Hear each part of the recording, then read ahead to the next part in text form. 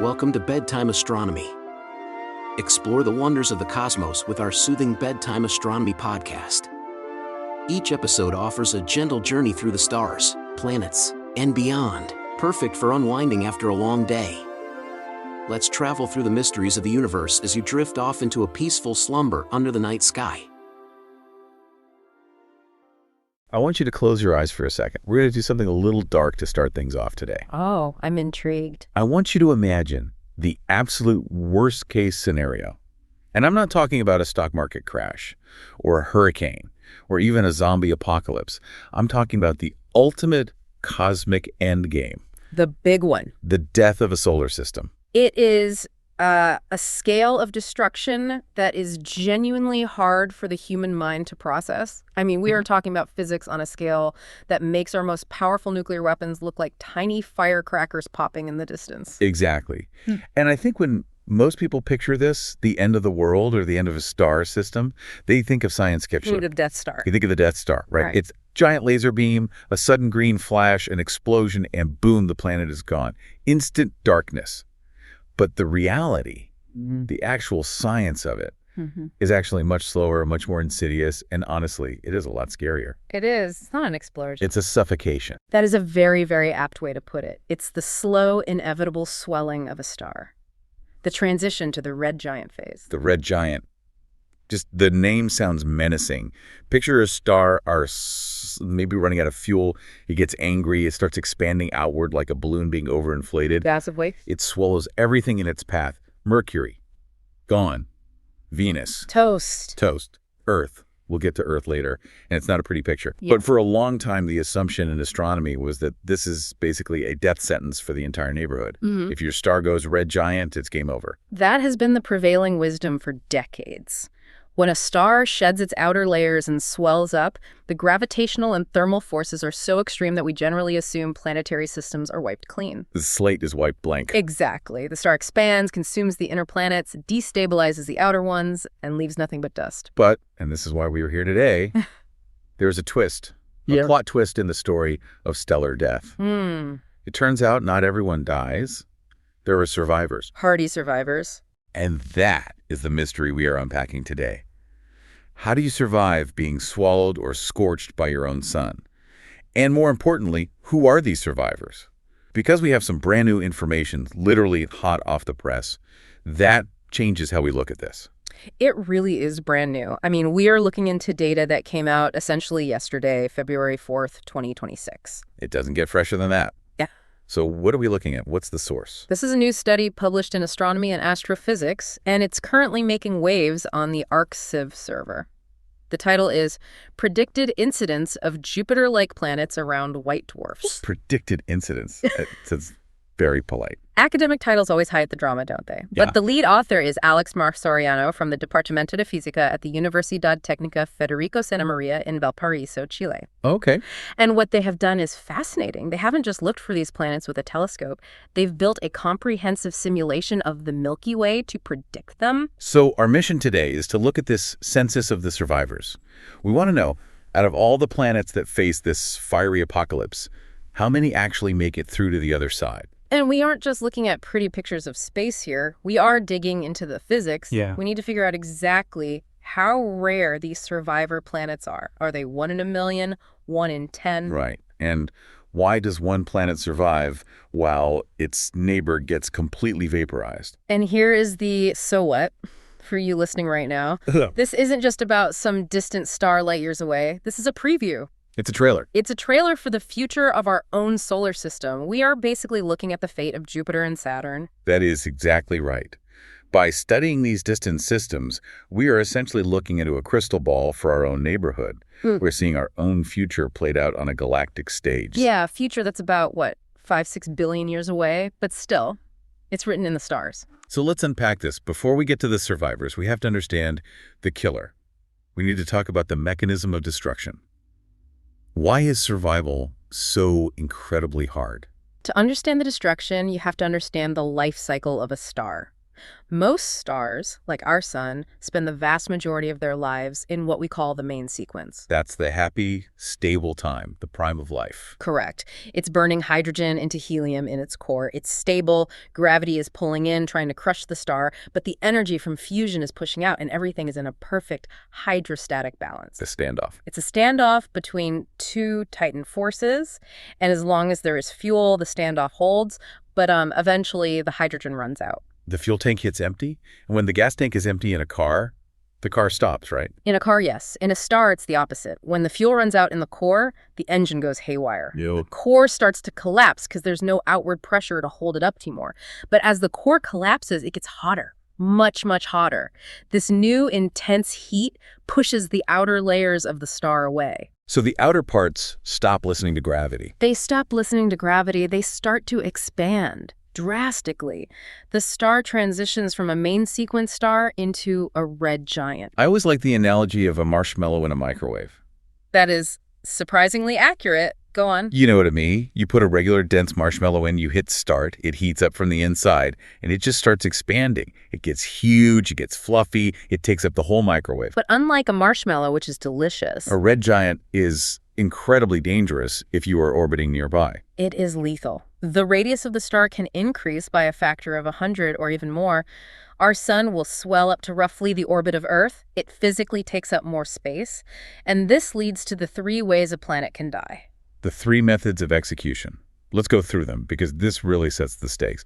It's not just one thing that kills you. It's a triple threat. The first and most obvious is engulfment. Which is just what it sounds like. It's exactly what it sounds like. The star physically expands past the planet's orbit.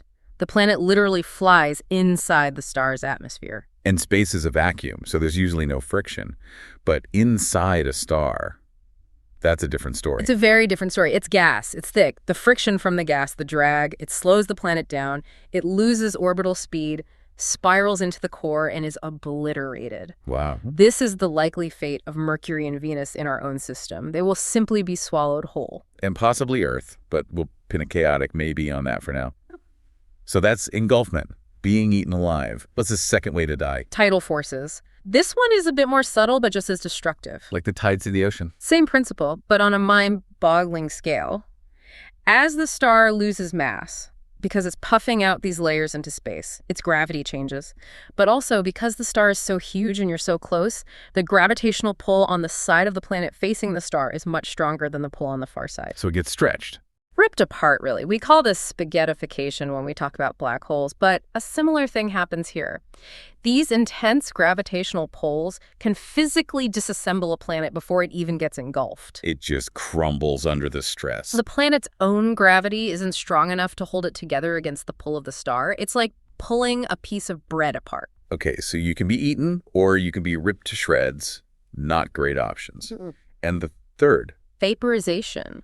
The transition from a main sequence star to a red giant involves intense heat spikes.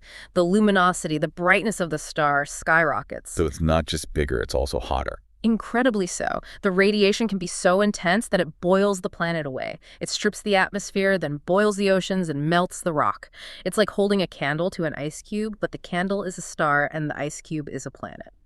So it's a gauntlet. You have to dodge being eaten, being torn apart, and being boiled. Precisely. And if a planet manages to survive all of that, if it survives the red giant phase, the star eventually sheds all those outer pucky layers. Where do they go? They drift away into space, creating what we call a planetary nebula, which, ironically, is often beautiful to look at. I've seen pictures. They're gorgeous. Yeah. But it's really a stellar graveyard. It is. And what is left behind is the core, a dense, hot, tiny remnant called a white dwarf. The corpse of the star. A very hot corpse. But yes, about the size of Earth, but with the mass of the sun. Incredibly dense. A teaspoon of it would weigh tons. So if we look up at the sky with our telescopes and we see a white dwarf and we see a planet orbiting it, that planet is a veteran. It is a survivor of a stellar war. It witnessed the expansion, it survived the tides, it endured the heat, and it is still standing. It has a story to tell. That makes them incredibly special. It means they have a story to tell. But for a long time, we didn't know if any planets actually could survive this. It was all theoretical math on a chalkboard. Exactly. We had the models, but we didn't have the proof. So we were just guessing. We were guessing. Until about 15 years ago, we hoped they existed, but we hadn't seen one. We weren't sure it was even possible. But then we found evidence. And this takes us to the second part of our journey today. We know they exist. This isn't just math anymore. No, we have direct observations. The first major clue came back in 2011. Take us back to 2011. What did they find? Astronomers discovered an exoplanet orbiting a white dwarf. It was massive, about 8 times the mass of Jupiter. That is a beast of a planet. That's bordering on a brown dwarf, isn't it? One of those failed stars. It's getting there, but still classified as a planet. But the key detail wasn't its size, it was its location. It was orbiting at a distance of about 2,500 astronomical units, AU. Okay, let's put that in perspective for everyone. 1 AU is the distance from the Earth to the Sun. That's our yardstick. Jupiter is about 5 AU out. Right. And Pluto, which we all think of as being way out there, is about 40 AU on average. And the Voyager probes, the furthest things humans have ever sent, are only about 150 to 160 AU out right now, and they've been traveling for decades. So this thing at 2,500 AU was way, way out there. That is lonely. That is deep, deep space. That is practically in the interstellar void. It is incredibly far, but that distance is exactly why it survived. We call this survival tactic the distant observer. Self-explanatory. It was simply too far away to be touched by the red giant's expansion. The star swelled up, but the planet was sitting way back in the cheap seats watching the fireworks, completely safe. So the strategy there is simple avoidance. Just be really, really far away. Exactly. It's the safest bet. If you aren't near the explosion, you don't get hurt. Problem solved. But then, in 2020, we got a second clue that really complicated the picture. The plot thickens. Because nature is never that simple. Never. What happened in 2020? Astronomers found another Jupiter-sized gas giant around a white dwarf, but this one was orbiting very close to the star. How close are we talking? Close enough that it completes an orbit in just a few days, not years. It was hugging the star. Well Within where Mercury's orbit would be in our solar system. Wait, hang on. If it's that close, it should have been eaten. We just established that. Yeah. When the star was a red giant, it would have expanded way past that orbit. Way past. It should be inside the star's stomach, effectively. Exactly. That is the puzzle. It could not have survived the red giant phase at its current distance. It would have been engulfed and destroyed instantly, no question. So how is it there? Is it a ghost planet? Did it form afterwards? Like a phoenix rising from the ashes? Unlikely to form afterwards. There isn't usually enough material left in the disk around a white dwarf to build a giant planet from scratch. So what's the theory? The leading theory is that this planet is the migrator. It didn't start there. It survived the red giant phase by being further out, maybe in that safe zone we talked about, beyond a few AU. Okay, so as a distant observer at first. Yes, but then, after the star shrank down into a white dwarf and things calmed down, something caused the planet to spiral inward. So it moved into the empty house after the fire was put out. That's a great way to put it. It survived the danger zone, then migrated in later. Usually this happens because of scattering. Maybe another massive planet in the system gave it a gravitational kick, or the disk of debris left over from the star's death dragged it in. So we have two pathways to survival. Pathway 1, the distant observer. Stay far away and don't move. Pathway 2, the migrator. Stay far away during the danger, then move in close when it's safe. Those seem to be the two main options. If you stay close and don't move, you die. Simple rules for a complicated universe. But here's the problem, and this leads us right into the new research from Max Soriano. We found these two examples, right? A couple others, maybe, but we haven't found many. That is the issue. We have found thousands of exoplanets around normal stars. Thousands. We find them everywhere we look. But planets around white dwarfs? We have a literal handful. So the question is, are they missing because they are rare? Or are they missing because we just aren't good at seeing them? This is the classic observational bias problem in astronomy. It's a huge question. Maybe they're there, but we just can't spot them? It's possible. White dwarfs are dim. Planets are dim. Maybe the glare from the white dwarf, even though it's faint, hides them. Maybe we just haven't looked at enough of them for long enough. It's like looking for a needle in a haystack, but we aren't sure if we're even holding a magnet. And this is where Max Soriano and the team from Chile come in. They decided to stop guessing and start simulating. Right.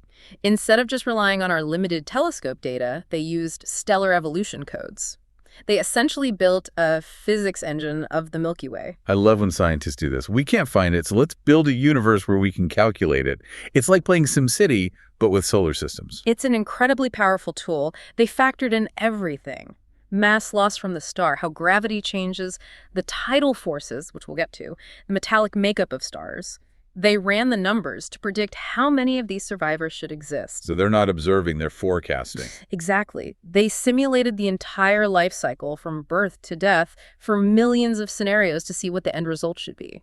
And they came back with a number, a specific percentage of white dwarfs that should have a Jupiter-like survivor orbiting them. They did, and that number is less than 3%. Wow. Less than 3%. Yes. That means for every 100 dead stars you look at, 97 of them are alone, or at least they don't have a gas giant survivor. It is a massacre out there. The vast, vast majority of planets do not make it. That feels incredibly low. I mean, we look at our solar system, we see Jupiter and Saturn, they seem so big and permanent. We think of them as the kings of the solar system. We assume they are invincible, but you're saying in the grand scheme of stellar evolution, keeping a planet like that is a rarity. It is. The transition to a white dwarf is a chaotic, violent event. It cleans house. Now, there is a small caveat the researchers point out, which is important. Yeah. If we look at what they call the local age metallicity relation, basically, stars that are similar to our sun and in our local neighborhood of the galaxy, that number might creep up to roughly 8%. Okay, 8% is better than 3%, but it's still single digits. It's still a tiny minority. Absolutely. It implies that a white dwarf with a planet is the exception, not the rule. The default state for a dead star is loneliness. And another thing the study noted, 95% of these survivors are gas giants, like Jupiter, not brown dwarfs. That's an important distinction. Brown dwarfs are these failed stars. They are heavier than planets, anywhere from 13 to 80 times the mass of Jupiter, but not heavy enough to ignite fusion in their cores. You would think being heavier and tougher, they would survive better. Yeah, logic would suggest the biggest kid on the playground doesn't get pushed around. If you're heavier, you should be harder to push into the star. Right, more inertia. You'd think. But the simulation shows that planets seem to survive better than brown dwarfs in this specific context. It's a nuanced interplay of a few things. Like what? Well, first, brown dwarfs are rare to begin with compared to gas giants. But more importantly, they interact with tides differently. They raise much stronger tides on the star because they are so massive. Ah, and stronger tides create more drag. Exactly, more drag, which pulls them in faster. So being big can actually be a disadvantage here. You're too good at slowing yourself down and spiraling to your doom. So if you want to survive the apocalypse, be a gas giant. Don't be a brown dwarf. And definitely don't be a rocky planet like Earth. Correct. Rocky planets are usually too close. They get swallowed.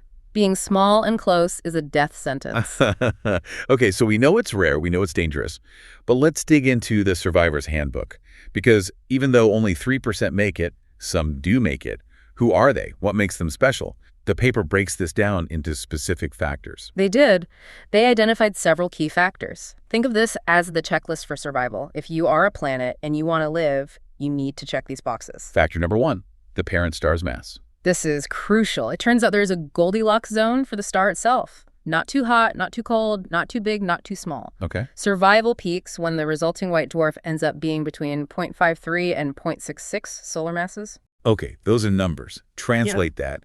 What does that mean for the star before it died, when it was in its prime? It corresponds to a progenitor, the original star, having a mass of about 1 to 3 times the mass of our sun. So you don't want a star that was too huge to begin with. Right. If the star is really massive, say 8 or 10 solar masses, it doesn't go out with a whimper, it goes out with a bang. It goes supernova. Yeah, and nobody survives a supernova nearby. That's just a bomb. It sterilizes the entire system. Right.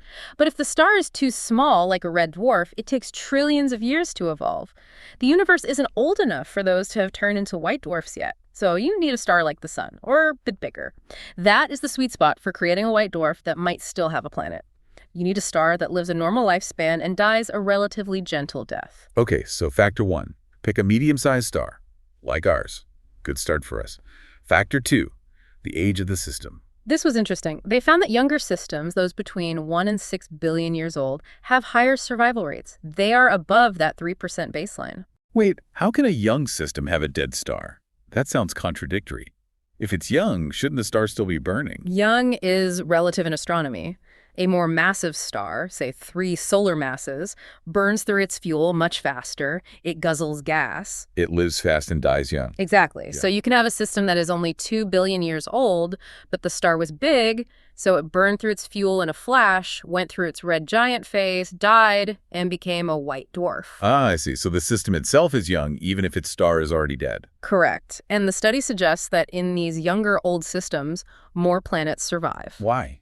Why does age hurt survival? Well, the paper doesn't say for certain, but we can speculate. Maybe in much older systems, 10, 12 billion years old, there's just been more time for things to go wrong. Entropy. Chaos. Orbits destabilize over eons. Other stars pass by in the galaxy and their gravity can nudge things around. The longer you hang around, the more likely you are to get kicked out of the system or crash into something else. It's dynamic instability. Given enough time, gravity finds a way to ruin your day. That's a good way of putting it. So speed matters. Get the apocalypse over with quickly if you want to keep your planets. In a manner of speaking, yes. All right, factor 3. This one seems obvious, but we need the numbers. Huh. Orbital separation. The safe zone. The data is very clear here. Surviving companions are usually found between 3 and 24 AU. Let's context that again. Jupiter is at 5 AU. So Jupiter is right at the inner edge of this survival belt. That makes me nervous for Jupiter. It's barely safe. It's standing right next to the fire exit. It is on the edge, but 3 AU seems to be the cutoff. Anything closer than 3 AU usually gets swallowed by the red giant expansion. And what about the outer edge, 24 AU? What happens beyond that? Well, anything further out than 24 AU is safer from the expansion for sure, but it might be less common just due to how planets form in the first place. You don't get as many giant planets forming way, way out there in the protoplanetary disk. The gas and dust are too thin to clump together efficiently. So the survival belt is 3 to 24 AU. If you are in there, you have a fighting chance. Correct. It's the sweet spot. And finally, factor 4. This one sounded like a heavy metal band. Metallicity. Ah, yes. Metallicity. In astronomy, we have a very funny periodic table. It confuses the chemists to no end. How so? To an astronomer, there is hydrogen, there is helium, and everything else is a metal. Carbon. Metal. Oxygen. Metal. Nitrogen. Iron. All metals. So when we talk about a star with high metallicity, we mean a star that has a lot of heavier elements in it. Elements that aren't the primordial hydrogen or helium from the Big Bang. And why does that help a planet survive? It's not so much that it helps them survive the fire, it helps them exist in the first place. High metallicity stars are more likely to form planets, especially giant ones. It's a numbers game. Exactly. You need the raw materials, the dust, the rock, the ice to build a gas giant core. If a star is rich in metals, it has more building blocks available in its initial disk. It's like trying to build a Lego castle. If you have 3 buckets of bricks, you can build a bigger, better castle than if you only have 3 bricks. Perfect analogy. If a star is rich in metals, it builds more planets and bigger planets. So if you start with more planets, statistically, you end up with more survivors. The quote in the paper was something like, progenitors with higher metallicities simply form more planets. Simple logic. More lottery tickets means a higher chance of winning. So to recap the Survivor's Handbook, pick a sun-like star. Don't be too old as a system.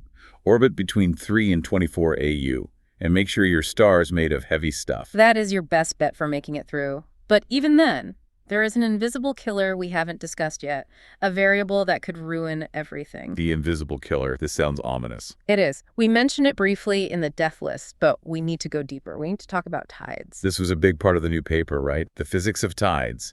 Now, when I think of tides, I think of the beach. The moon pulls the water, high tide, low tide. It's peaceful. That is the basic concept.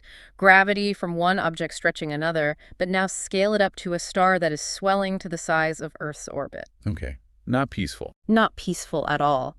As the star swells, it becomes fluffy. It's not a dense ball anymore. It's a diffuse, turbulent cloud of hot gas, what we call the convective envelope. Marshmallow again. Yes. Now imagine a planet orbiting through the outer edges of that fluff, or just near it. The planet raises tides on the star. It gravitationally pulls the gas toward it. And the star raises tides on the planet. It's a gravitational tug-of-war. It is. But here is the catch. Tidal lag. The star is spinning and the planet is orbiting. They aren't perfectly synced. The bulge of gas that the planet pulls up, it doesn't point directly at the planet. Because of the star's rotation, it lags behind or pulls ahead. Okay, so they are out of sync. What does that do? And that misalignment creates torque. It creates friction. It creates drag. Drag, like air resistance. It's a very similar concept. Think of it like this. If the planet is orbiting through empty space, it glides effortlessly forever. But if the star swells up and the planet starts interacting with those powerful tidal forces, it's like the planet is suddenly wading through molasses. That slows it down. And in orbital mechanics, if you slow down, you drop. Your orbit decays. You spiral inward. Toward the center of the star. Toward destruction. So the tides act like a brake, dragging the planet to its doom. Exactly. But here is the controversy in the paper, and it's a huge deal. The researchers had to choose between two different mathematical formulas for tides because we don't know exactly how thick or sticky that interaction is. You can't test it. We don't have a red giant nearby to test it on, so it's a big debate in astrophysics. There are weak tides, based on a model by Villiver and Livio from 2009, and there are strong tides, suggested by Rescio and colleagues back in 1996. What's the difference in the outcome? It's enormous. Imagine the difference between wading through water versus wading through quicksand. That is the difference between weak and strong tides. So if the tides are weak, the planet experiences less drag. It's more likely to stay in its orbit. The survival rate effectively doubles in their simulation. doubles. Yeah. Just from that one variable. Yes. And if the tides are strong, Then planet gets dragged in. the drag is immense. The planet gets pulled in and destroyed much, much more easily. The survival rate plummets. So the fate of these planets literally hangs on a variable in a math equation that we aren't 100% sure about yet. It does. The paper has this fascinating graph. They call it the island of probability. In the strong tide scenario, the graph shows just this tiny, tiny island of mass and distance where a planet can live. Everywhere else is a sea of death. And if you turn up the tides even a little bit more than that, The island sinks. The survival rate drops to almost zero. that is terrifyingly fragile. It means survival is on a razor's edge. It highlights just how chaotic this transition is. It's not a gentle process. It is a violent, turbulent restructuring of gravity and matter. One small change in the physics can be the difference between life and death for an entire world. So we have this simulation saying survival is rare, less than 3%. But let's go back to the reality check. We have telescopes, we have the James Webb, we have giant ground-based observatories. Why aren't we seeing more of these survivors? The paper addresses this directly. They ask, is this a detection problem or an existence problem? Meaning, are they there and we just can't see them, or are they just not there in the first place? Right. Direct imaging, taking a picture of a planet, is incredibly hard. It depends on contrast. You need a bright planet and a dim star. And white dwarfs change over time, don't they? They do. They're born incredibly hot, glowing white or blue, but they're not generating new energy. They're just cooling off. A young white dwarf is relatively bright and hot. An old one is cold and dim. And the planet cools down too, I assume. Exactly. It's not getting much energy from its dead stars. If you have a cold, faint planet orbiting a cold, faint star, it's like trying to spot a piece of coal in a dark cellar from a mile away. Impossible. Very, very difficult. Yeah. So the older the system, the harder it is to see a surviving planet. So are we missing them? Is that the answer? The conclusion in the paper is no, or at least not entirely. They argue that even when you account for how hard it is to see them, the numbers are still too low. Our current surveys should have found more by now if they were common. So the scarcity is real. The simulation is likely correct. Yes. The low number of detections isn't just because our eyes are bad. It reflects reality. They really are that rare. Most planets simply die. That is a sobering thought. It is. It validates the simulation. The universe is a graveyard of planetary systems. Well, on that cheerful note, Yeah. let's bring this home, literally home, to our solar system. Because we started this by saying this is a trailer for our future. Yes, let's apply these findings to us. Let's run the diagnostics on the solar system using their survivor's handbook. We have the sun. It's a main sequence star. In about 5 billion years, give or take, it runs out of hydrogen in its core. It goes red giant. Correct. Phase 1 of the end begins. Let's do the roll call. Mercury and Venus. Engulfed. Vaporized. Gone. They don't stand a chance. They are deep inside the furnace. Earth is right on the bubble. The sun will expand almost exactly to Earth's orbit. Some models say it stops just short. Some say it swallows us. And even if it stops short. Even if it stops just short, the heat will be so intense it will strip our atmosphere and boil the oceans dry. Earth as a living planet is dead. That happens way before the red giant phase, actually, just from the sun getting brighter. But Earth as a rock, maybe it survives? But likely, those tidal forces we talked about, they will drag it in. So don't buy real estate for the year 5,000,026. Not a recommended long-term investment. Mars. Mars is further out. It will almost certainly escape the engulfment, but the radiation will toast it. It will be a burnt cinder, its thin atmosphere long gone. And then we get to the big boys, Jupiter and Saturn. This is where the paper gives us hope. Jupiter is at 5 AU. Saturn is at 9.5 AU. They are in that 3 to 24 AU survival belt. They are, smack in the middle of it. And the Sun is a one solar mass star. That fits the progenitor criteria perfectly. And we have decent metallicity. Our sun has all those metals. We do. The Sun is a relatively metal-rich star, which is why we have a robust planetary system in the first place. So Jupiter and Saturn, they check all the boxes. They're the designated survivors. Statistically, yes. We are likely in that lucky 3%, or given our local conditions, that more hopeful 8%. When our sun becomes a white dwarf 6 or 7 billion years from now, our inner solar system will be a ghost town. But Jupiter and Saturn will likely still be there. Orbiting a tiny white point of light. In the cold, in the dark. The sun will be the size of Earth, casting a pale, weak light, no brighter than the full moon does on Earth today. Jupiter will be freezing. But it will be there. There is something hauntingly beautiful about that. A quiet, lonely vigil. It is. A solar system of two. I want to leave our listeners with a final thought today. We often look up at the night sky and think about life and civilizations and beginnings. We think about the Goldilocks zone for liquid water and biology. But there is an end to the story, too. The universe is constantly changing. Nothing stays in the main sequence forever. I want you to picture that final white dwarf system. A burned-out star, no bigger than Earth, but super dense. A cold, dark universe around it. And there, silently orbiting in the dark, is a massive gas giant, maybe Jupiter, with its great red spot long faded. A silent witness. Exactly. It's the last witness to a solar system that once hosted life. It's the tombstone, but it's also the legacy, the last thing standing. And if an alien astronomer looks at our dead solar system 7 billion years from now, that is what they will see. They won't see the pyramids, they won't see our skyscrapers, they won't see the Great Wall of China. They'll see a white dwarf. And they will see Jupiter. And if their instruments are good enough, maybe Saturn, and they will know. This system once was. This system survived. So next time you look at Jupiter through a backyard telescope, or just see that bright, steady dot in the sky, don't just see a planet. See the survivor, the one that makes it to the end of the book. The hardy survivor. Thanks for joining us for this exploration. It's a big universe out there, and sometimes it's good to know what makes it to the end. Indeed. Keep looking up. Catch you next time.